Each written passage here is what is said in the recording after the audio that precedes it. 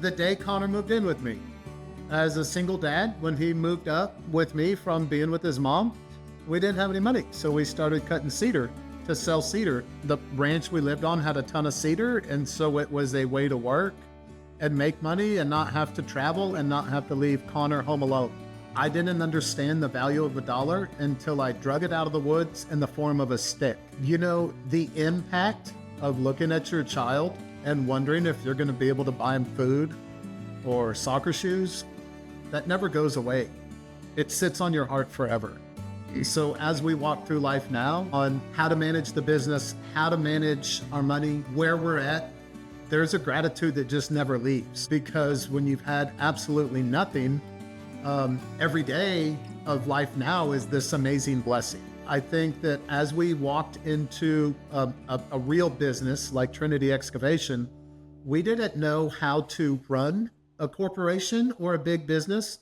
We didn't really know how to interact with clients or developers. Most of our employees and our developers have told us that we're extremely different.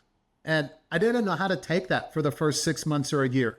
And then I started to realize, man, that's a blessing that we're that way because of how hard we had to work to get here.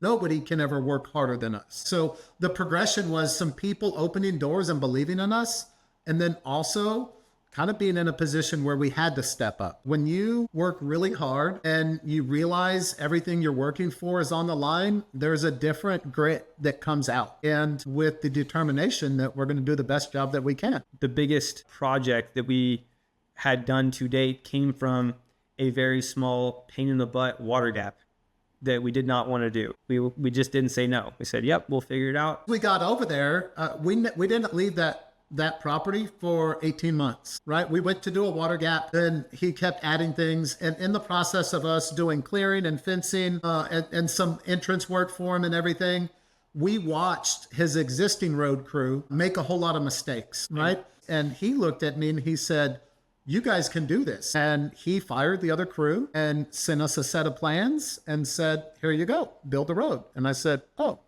wow, okay.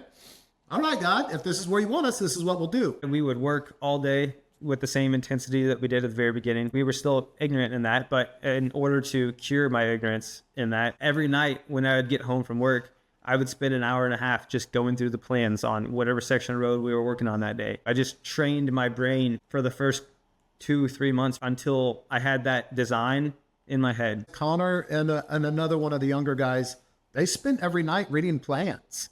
Like, they didn't go out and drink beer. They didn't go chase girls. You know, I'd call them at 9:30 and they're like, oh yeah, we're looking at the plans. I'm like, you guys are really sitting around the kitchen table reading plans together.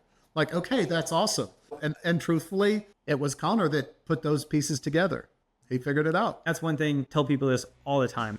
Not only was I lucky enough to be born in America, the greatest country in the world, I was born in Texas, in my opinion, the greatest state in America. The amount of opportunity is huge. And if your life isn't what you want, it's because you're not giving it your all. There's just so much opportunity, and you can go do literally whatever you want. If we were able to go from cutting trees with absolutely nothing to where we're at now, there's no reason anybody can't do whatever they want to go do.